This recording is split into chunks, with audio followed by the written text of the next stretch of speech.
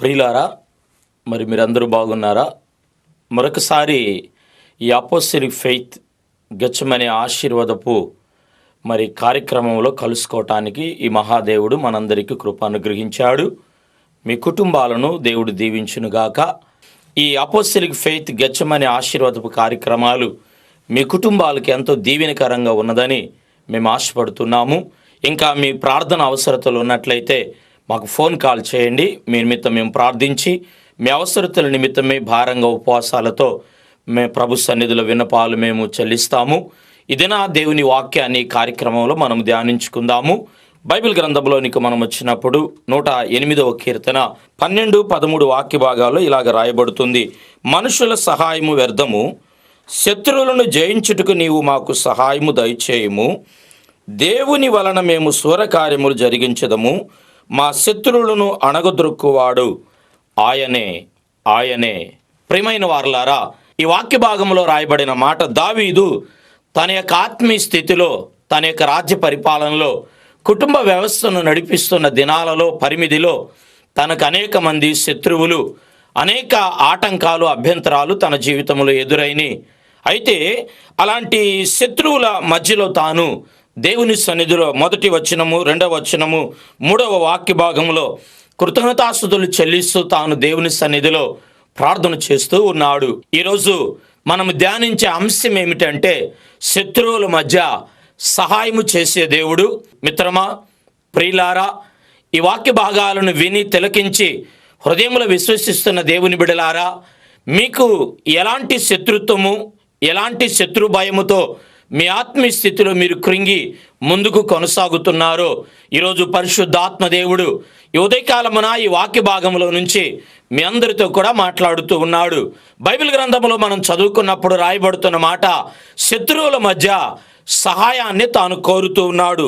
వాక్య భాగంలో మనం చదివినప్పుడు రాయబడుతున్న మాట, దేవుడు శూర కార్యములను జరిగించేవాడని వాక్య భాగము ఇలాగ రాయబడుతున్నది. ఈరోజు మీరు ఎలాంటి శత్రువుల మధ్య, ఏ శత్రుత్వం మధ్య మీరు నలిగి వేసారి నిరాశగా ఉన్నా, ఈ పగటి వేళ దేవుడు మాట్లాడే వాక్య భాగం ఏమై ఉన్నదంటే, ఆయన శత్రువుల మధ్య మనకు సహాయము చేసే దేవుడై ఉన్నాడు.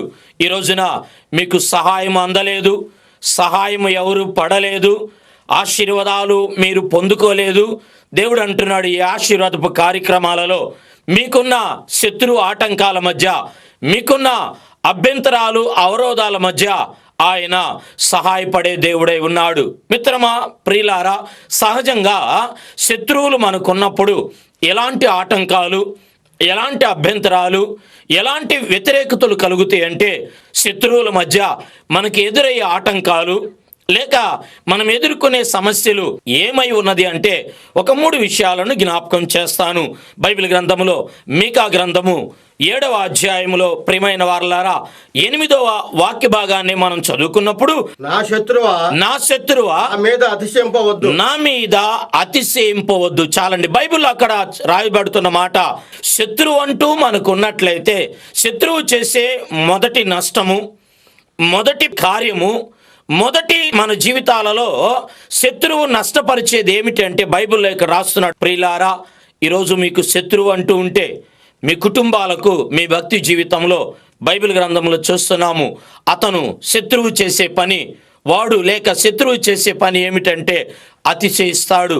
ఒకవేళ మీకు శత్రువులు ఉండి మీ మీద అతిశయిస్తున్నారా, మీ మీదకి వస్తూ ఉన్నారా, సముద్రం పొంగినట్లుగా, గాలి రేగినట్లుగా శత్రువు మీ మీదకి పొంగి అతిశయిస్తూ ఉన్నట్లయితే ఈరోజు అంటున్నాడు బైబిల్లో, అలాంటి శత్రువుల మధ్య ఆయన సహాయపడే దేవుడై ఉన్నాడు.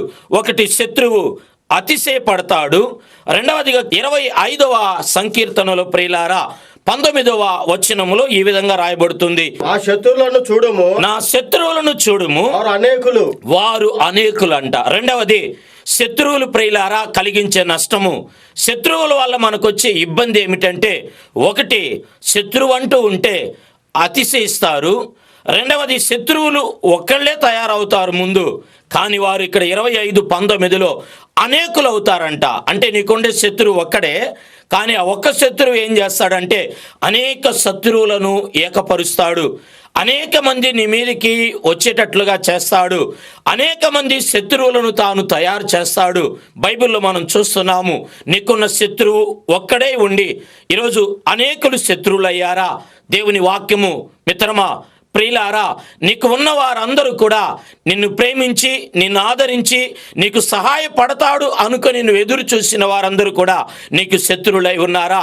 బైబిల్ గ్రంథం అంటుంది, శత్రువు అంటూ ఉన్నట్లయితే వారి వల్ల కలిగే నష్టము, వారి వల్ల వచ్చే అనేకమైన అభ్యంతరాలు ఏమనగా, ఒకటి అతిశయిస్తాడు శత్రువు, రెండు ఒక్కడుగా ఉన్న శత్రువు అనేకులను శత్రువులుగా చేస్తాడు.